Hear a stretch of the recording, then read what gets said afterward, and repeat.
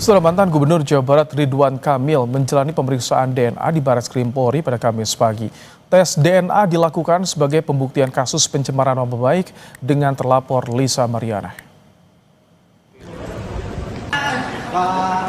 Ridwan Kamil menjalani tes DNA dengan prosedur pengambilan sampel darah dan air liur selama hampir 5 jam. RK bilang permohonan tes DNA diajukan dirinya untuk meredam isu yang bergulir di masyarakat. Ridwan Kamil menegaskan akan menerima apapun hasil tes DNA dan berkomitmen mengikuti seluruh proses hukum. Selamat pagi, dan kita sudah mengirimkan surat permohonan ini sudah lama. Jadi kita berinisiatif biar nggak berlarut-larut, biar tuntas. Mudah-mudahan tes ini menjadi jawaban dari yang selama ini kami perjuangkan ya. Selebgram Lisa Mariana juga datang ke gedung Barreskrim Polri untuk menjalani tes DNA.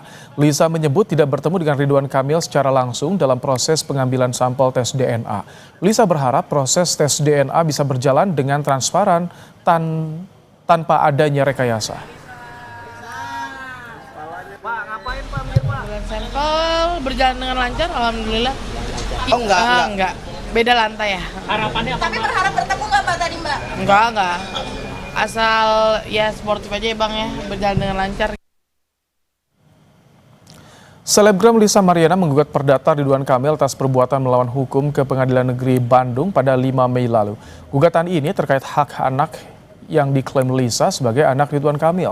Sebelumnya Ridwan Kamil juga telah melaporkan Lisa atas pencemaran nama baik ke Barreskrim Polri pada 18 April lalu. Ridwan Kamil dan Lisa Mariana telah jalani tes DNA. Apakah tes DNA ini menjadi akhir dari drama Ridwan Kamil dan Lisa Mariana? Kita akan bahas bersama dengan pakar hukum pidana Prof. Jamin Ginting. Selamat malam Prof. Jamin. Selamat malam Mas Rahmat. Baik, Prof. Jadi ini tes DNA bisa jadi penentu akhir drama kisruh Lisa Mariana dan Ridwan Kamil, Prof. Ya, ini kelihatannya ada dua perkara. Satu gugatan perdata Mariana dan satu lagi laporan Ridwan Kamil terkait dengan kasus pidana di Barreskrim. Nah, yang terkait dengan kasus ini yang akan memeriksa tes DNA adalah yang terkait dengan adanya laporan polisi pencemaran nama baik.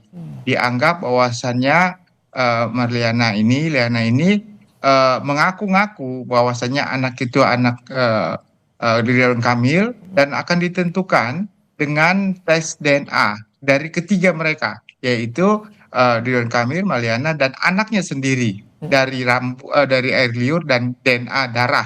Nah, jadi kalau nanti ada dua kemungkinan identik bahwasanya itu sama dengan DNA dari ayah ibunya yang itu mereka berdua ini, maka apa yang disampaikan dalam gugatan itu menjadi alat bukti yang sah menyatakan bahwa Ridwan Kamil adalah anak ayah yang sah. Sedangkan kalau non identik ataupun tidak sama, maka nanti kasus pidana ini akan berlanjut dan kemungkinan besar kasus pencemaran nama baiknya juga bisa naik ke tingkatan penuntutan oleh kejaksaan begitu. Oke, ini kan jadi sebetulnya tes DNA bukan masuk bukti primer ya Prof, tapi ini cukup berpengaruh artinya pada perjalanan baik itu pidana juga perdatanya.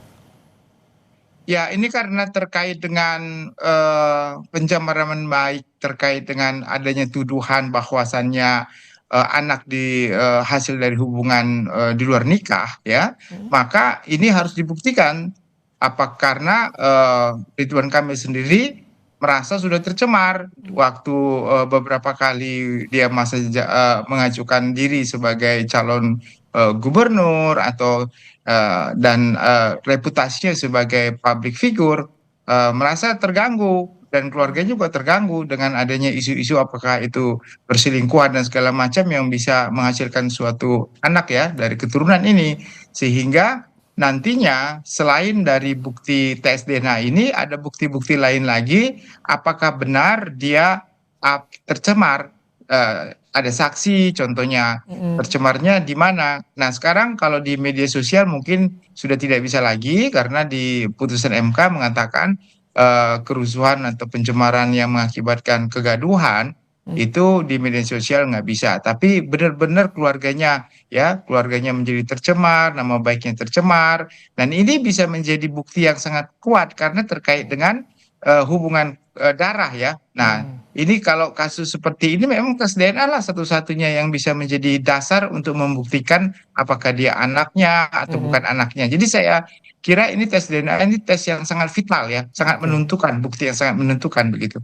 Ini kalau misalkan hasilnya tidak memuaskan penggugat, ini bagaimana ke depannya, Prof? Ya kalau nantinya ternyata hasil DNA non identik, bukan anak dari mereka berdua atau bukan tidak ada kesamaan DNA antara anak tersebut dengan Ridwan Kamil, maka tadi ada dua hal ya, gugatan dari penggugat tadi yang mengaku ibu dari anak tersebut, istri hasil perjumpaan, maka gugatannya menjadi lemah begitu ya, dan kasus pidananya menjadi naik begitu. Pidananya akan menjadi naik ke jenjang penyidikan. Karena apa? Karena cukup dua alat bukti untuk membuktikan kalau sebenarnya adanya pencemaran nama baik dengan mengaku-ngaku bahwa itu anak yang hubungan gelap dari dia, ternyata bukan begitu. Oke, Prof, ada sedikit gambaran tidak, Prof, bagaimana sebetulnya perjalanan proses dari tes DNA ini? Berapa lama biasanya dibutuhkan nanti hasilnya keluar, Prof? Ya, pada umumnya kalau kasus pidana ya karena membutuhkan waktu yang cukup lama ya tes DNA ini, karena perlu akurasi dan labnya tentu di forensik ya, ke forensik kesehatan itu akan agak lama ya. Jadi bisa sampai 1 atau 2 bulan ya untuk bisa kurasi benar-benar bisa hasilnya keluar begitu ya. Dan ini kan tes DNA ini 3 ya, dari Ridwan Kamil, dari Lina sendiri, dan juga dari anaknya.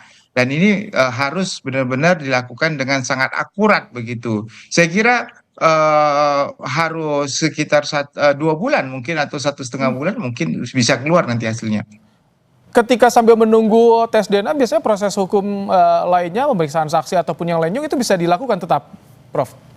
Ya, saya kira kasus gugatan perdatanya tetap berjalan, dan juga untuk kasus pidananya mungkin penyidik akan melakukan pemeriksaan atau pemanggilan terhadap para saksi-saksi untuk diperiksa, dan mungkin ada alat bukti lain yang bisa dijadikan dasar juga untuk menindaklanjuti kasus ini, tentu akan diperiksa juga. Jadi dengan adanya tes DNA ini bukan berarti semuanya berhenti dulu ya. Artinya semua tetap proses berjalan, karena ini ada 2. Nah, gugatan perdata dan laporan pidana ini tetap akan berjalan seperti biasa begitu, Mas Rahmat. Tetapi jawaban tanda tanya besarnya dengan tes DNA ini bisa menjawab ya akhir dramanya, Prof, sedikit saja. Ya, karena core inti daripada permasalahan ini adalah terkait dengan hubungan darah, maka untuk menentukan keterkaitan itu ya tes DNA yang paling akurat untuk bisa menyatakan apakah seorang itu adalah ayah atau ibu dari anaknya begitu. Baik, terima kasih Prof. Jamin Ginting, Terima kasih, Mas pakar Rahmat, hukum malam. pidana, telah bergabung di Kompas Malam. Sudah 2 ex-menteri